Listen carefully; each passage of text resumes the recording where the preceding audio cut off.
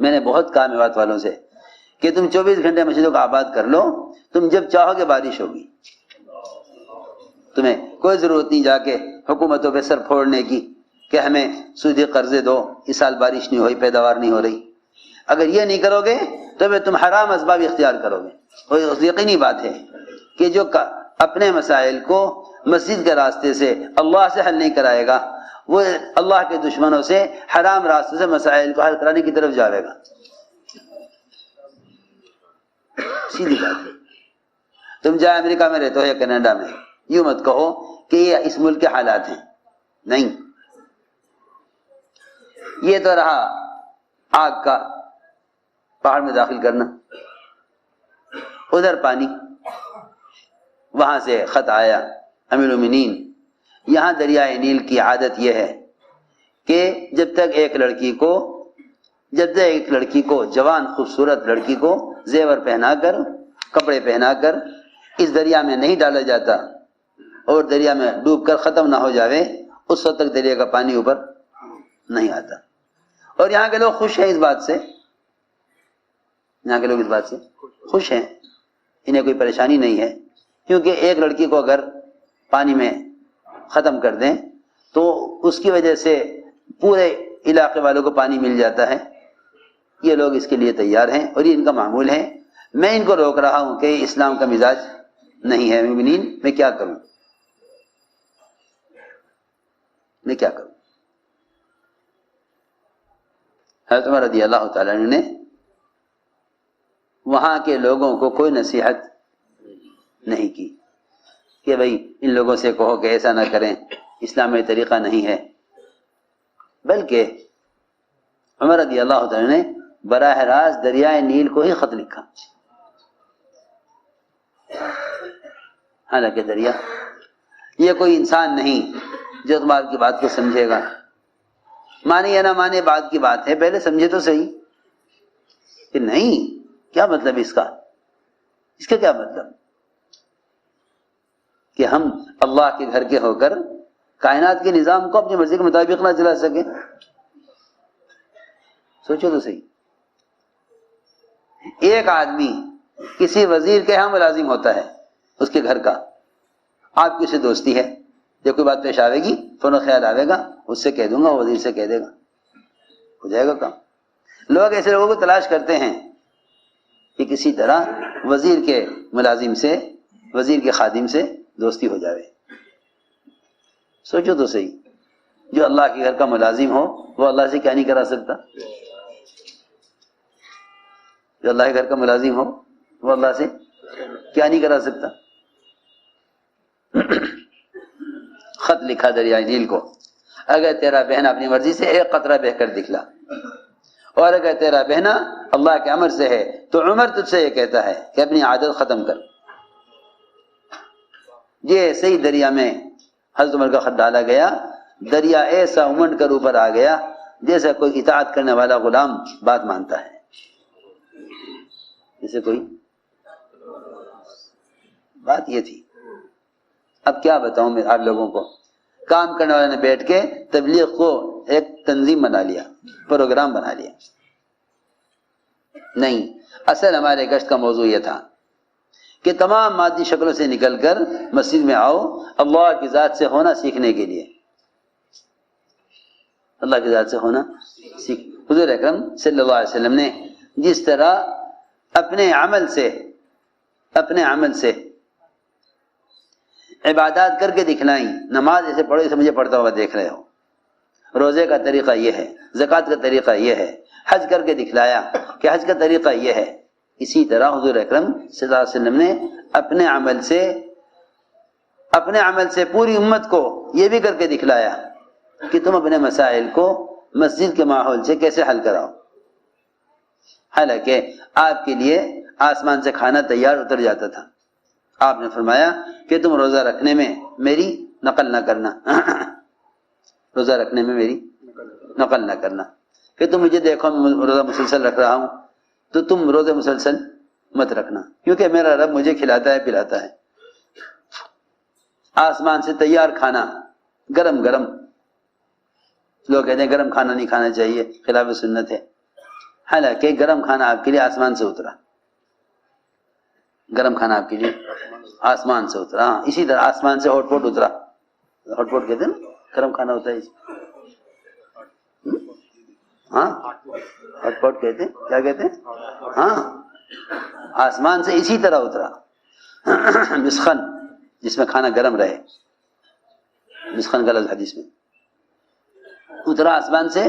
آپ نے اس میں سے کھانا کھایا، پھر وہ کھانا بچا ہوا جو بچ گیا تھا آپ نے آسمان پر واپس کرایا. آپ نے فرمایا اگر میں اس کو واپس نہ کراتا آسمان پر تو یہ کھانا قیامت تک ختم نہ ہوتا اور کبھی نہ سڑتا،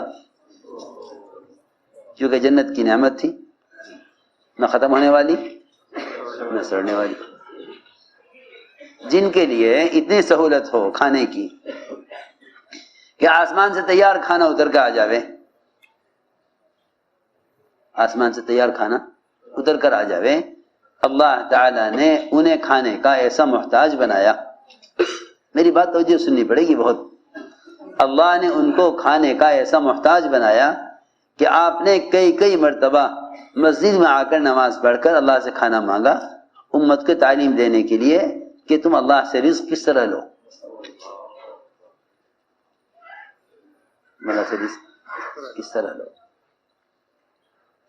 ایک مرتبہ آئے، پوچھا گھر میں کھانا ہے کہ نہیں، پھر مسجد گئے، پھر نماز پڑھی، پھر مانگا، پھر آگے پوچھا کھانا آیا کہ نہیں، پھر مسجد گئے، پھر نماز پڑھی، پھر اللہ سے مانگا، پھر آگے پوچھا کھانا آیا نہیں کہ نہیں آیا، پھر مسجد آئے. روایت میں 3 مرتبہ آپ اسی طرح مسجد آتے رہے، نماز پڑھ کر مانگتے رہے، گھر جا کے پوچھتے رہے. چوتھی مرتبہ جا کے معلوم ہوا کہ ہاں حضرت عثمان کے یہاں سے کھانا آیا ہے. جس نبی کے لیے کھانا آسمان سے تیار اترے وہ نبی امت کو اللہ سے لینے کی تعلیم دینے کے لیے بار بار محتاج ہو کر مسجد آ رہے.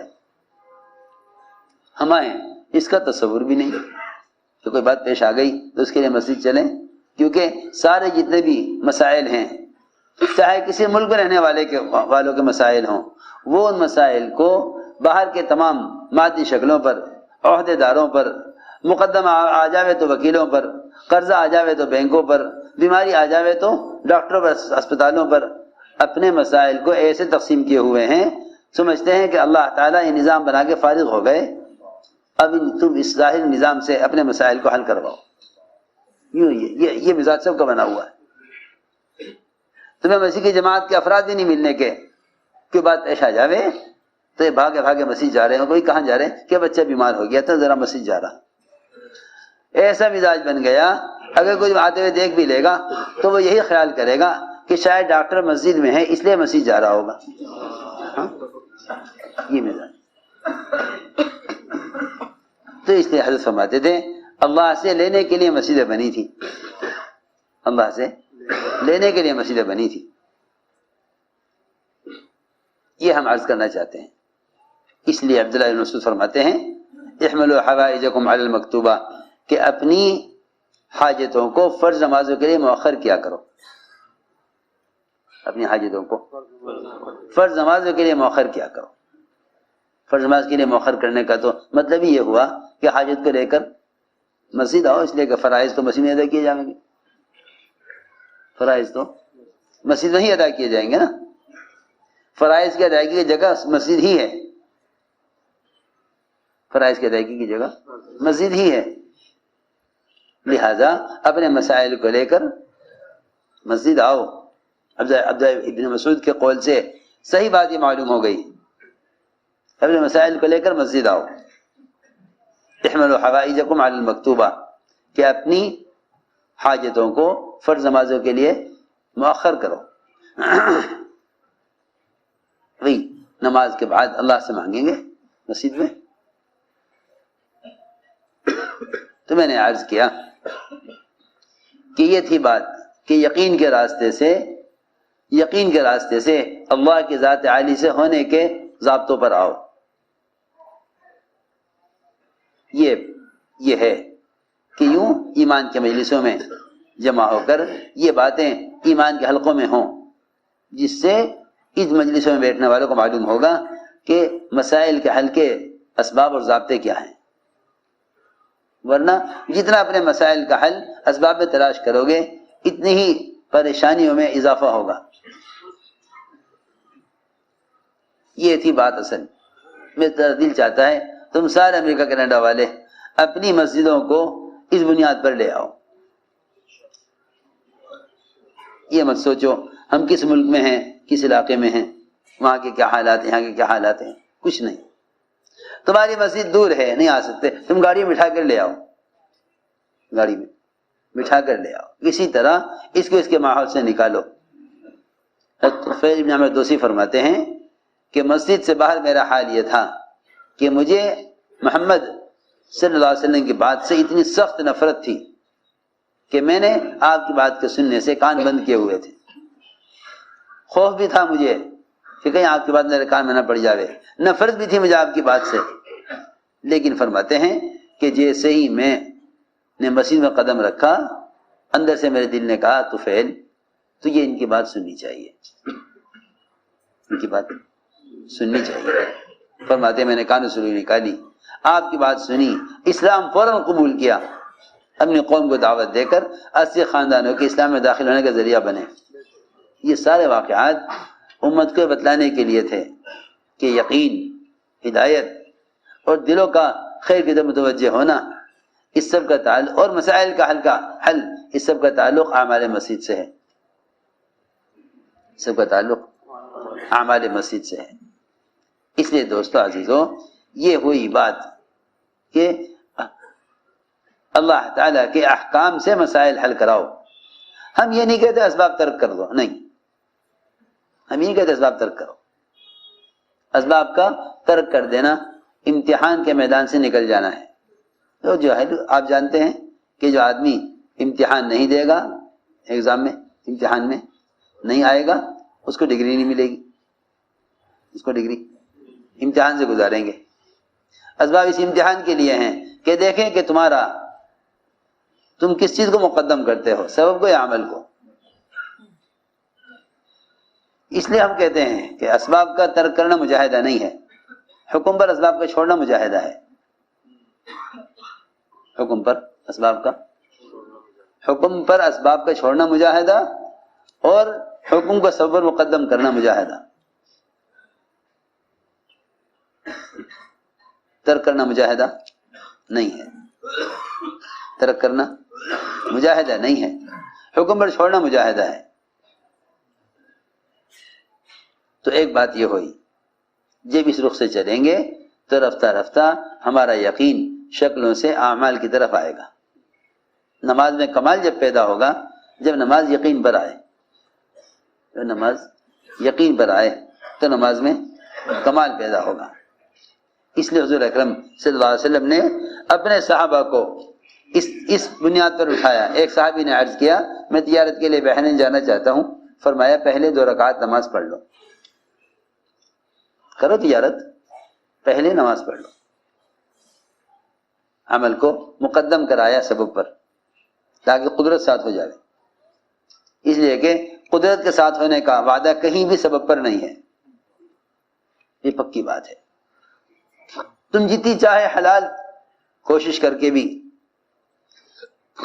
یہ چاہو کہ سبب پر وعدہ پورا ہو جائے. اگر اسباب پر وعدہ ہوتا نا تو حلال طریقے سے کمانے والے بھی 100% کامیاب ہوتے ہیں. لیکن بہت سے آپ دیکھیں گے حلال طریقے سے کمانے والے بھی ناکام ہو گئے. حلال طریقے سے کمانے والے بھی ناکام ہو گئے. یہ کیا وجہ ہے؟ کہ وجہ یہ ہے کہ سبب پر وعدہ نہیں ہے. سبب پر وعدہ نہیں. وعدے حکموں کے ساتھ ہیں. وعدے حکموں کے ساتھ ہیں. جو حکم پورا کرے وہ کامیاب ہے، چاہے حاجت پوری نہ ہو. کیونکہ حاجت کا پورا ہونا کامیابی نہیں، حکم کا پورا ہونا کامیابی ہے. حاجت کا پورا ہونا کامیابی نہیں، حکم کا پورا ہونا کامیابی ہے. بہرحال میں نے عرض کیا کہ اپنی نمازوں میں کمال پیدا کرو. دین کا کمال نماز کے کمال میں ہے. دین کا کمال نماز کے کمال میں ہے. من اقامها فقد اقام الدین. نماز ناقص ہوتی ہے اسباب کے تاثر سے. نماز متاثر ہوتی ہے اسباب کے تاثر سے، اور نماز میں کمال پیدا ہوتا ہے وعدوں کے تاثر سے۔ نماز میں کمال پیدا ہوتا ہے وعدوں کے تاثر سے، اور نماز ناقص ہوتی ہے اسباب کے تاثر سے۔ یہ نماز کو بگاڑ کر جاتا ہے سبب کے لیے، یہ نماز بگاڑ کر جاتا ہے سبب کے لیے، پھر اسباب بگڑتے ہیں نماز کے بگڑنے سے۔ میں نے تو خوب غور کیا کہ سب سے زیادہ بد دعا نماز کی جو لگتی ہے وہ اسباب کو لگتی ہے۔ سب سے زیادہ نماز کی بد دعا اسباب کو لگتی ہے۔ عجیب بات ہے، یہ بیچارہ نماز کے بعد دعا مانگ دے سبب کے لیے، اور نماز بد دعا کر رہی اس کے اسباب کے لیے۔ ہاں، وجہ یہ ہے کہ اسے نماز کو بگاڑا سبب کے لیے۔ عام طور سے لوگ اپنی عبادات کو اسباب کے لیے بگاڑتے ہیں، عام طور سے سنتیں چھوڑ دی نماز کے بعد کی کہ دکان پر گاہک انتظار میں ہے، دکان پر گاہک انتظار میں ہے، دفتر کا وقت ہو گیا ہے، سنتیں چھوڑ دی کہ یہ تو سنتیں فرض نہیں ہے، حالانکہ نوافل فرائض کی تکمیل کے لیے تھے، فرائض کی تکمیل کے لیے نوافل، یہ نوافل کو چھوڑے گا، اب فرائض کی تکمیل نہ ہوئی تو پھر یہ فرائض بد دعا کریں گے نمازی کے لیے۔ یہ ہے روایت میں، کیونکہ نماز کیا کرتی ہے؟ نماز بد دعا کرتی ہے۔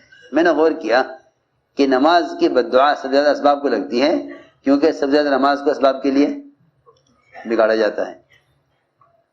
اس لیے اپنی نمازوں میں کمال پیدا کرو، نماز سے مناسبت پیدا کرو، اور رات کے قیام اور تہجد کا تو اپنے آپ کو عادی بنا لو، رات کے قیام اور تہجد کا اپنے آپ کو عادی بنا لو، اس لیے کہ یہ رات کا قیام، اس کے 3 فائدے خاص طور پر ہیں۔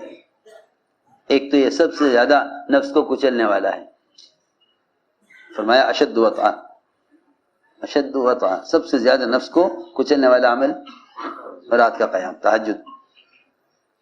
1 سال تک صحابہ پر فرض رہی، 1 سال تک صحابہ نے تہجد بطور فرض کے ادا کی، 1 سال کے بعد اللہ نے اس کو نفل کیا، 1 سال کے بعد اس کو نفل کیا۔ دوسری بات یہ ہے اقوم وقیلا، یعنی اب یہ نقیلا کہ رات کا قیام اور تہجد یہ دعوت کی بات کو ایسا واضح کر دے گا، اس کا اہتمام کریں گے نا، وہ یوں نہیں سوچیں گے کیا بیان کریں، یوں نہیں سوچیں گے کیا بیان کریں، وہ تو بیچارے اللہ کے ذات کے ساتھ تعلق نہیں ہوتا، اس لیے کوئی مضمون بناتے ہیں بیان کرنے کے لیے۔ اصل بات یہ ہے، اصل بات یہ ہے کہ رات کا قیام بات کو واضح کر دے گا، اب یہ نقیلا، اقوى مقیلا کا مطلب ہے اب یہ نقیلا۔ اور تیسری بات یہ ہے ان لک فی النہار سبحا طویلا، کہ دن بھر دعوت کے تقاضوں پر جو غیبی مدد آئے گی وہ رات کے قیام سے آئے گی، وہ رات کے قیام سے۔ اس لیے ابوبکر رضی اللہ عنہ کی ہدایات میں ملتا ہے، نکلنے والی جماعتوں کو 2 باتوں کی تاکید فرماتے تھے، ایک رات کے قیام کی اور دوسرے قرآن کی تلاوت۔ فرماتے کہ یہ 2 کام زیادہ کرو گے تو تم اس کام میں غیبی مدد دیکھو گے، کیونکہ کام اللہ کی مدد سے ہوگا، کام اللہ تعالیٰ کی مدد سے ہوگا، کام تو اللہ کی مدد سے ہوگا۔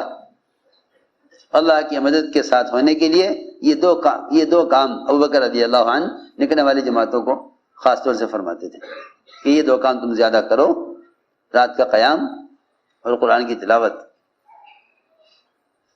اللہ کی مدد ہمارے ساتھ ہوگی۔ تو میں نے عرض کیا کہ ایک بات یہ ہے کہ اپنی نمازوں میں کمال پیدا کرو، نمازوں میں کمال پیدا، اور واقعی کمال اس چیز میں پیدا ہوتا ہے جس میں احتساب پورا ہو۔ احتساب کا مطلب یہ ہے کہ اللہ سے اجر کی امید ہو کہ اللہ اس عمل پر کیا دینے والے ہیں، اللہ اس عمل پر کیا دینے والے ہیں، اللہ اس عمل پر کیا دینے والے ہیں۔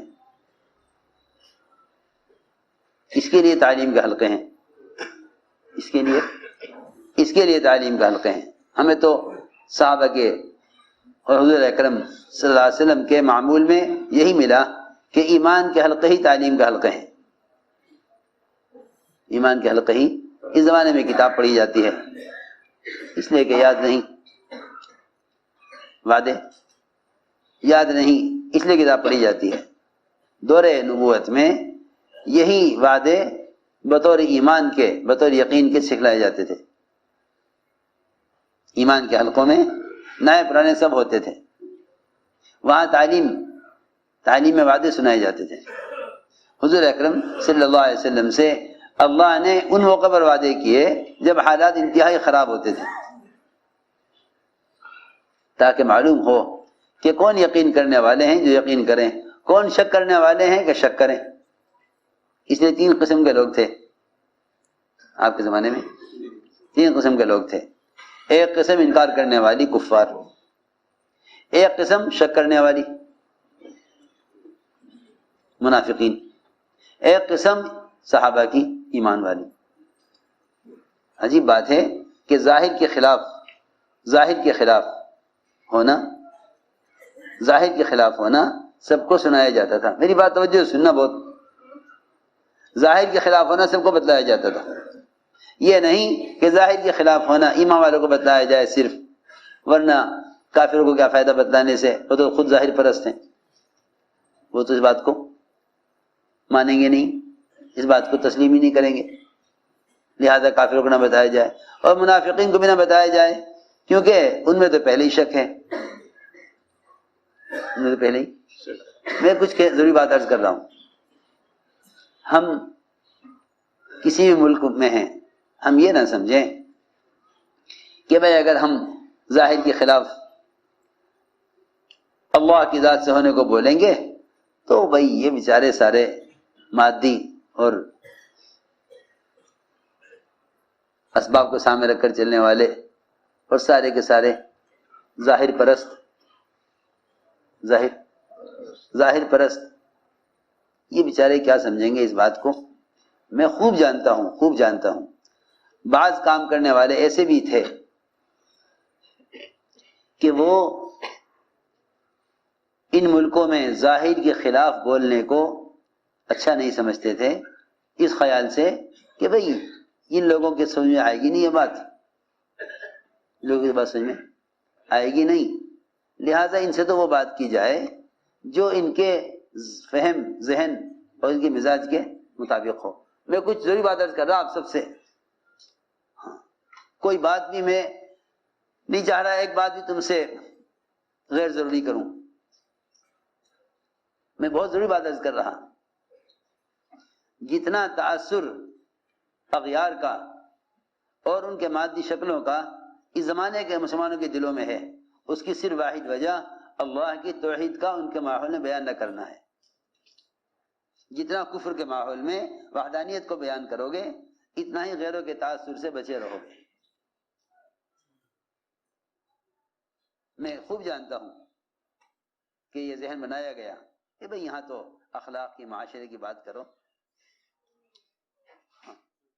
یہاں تو اخلاق اور معاشرے کی باتیں کرو، اب توحید کی بات ظاہر کے خلاف باتیں، یہ ان چارے لوگوں کو سمجھ آئیں۔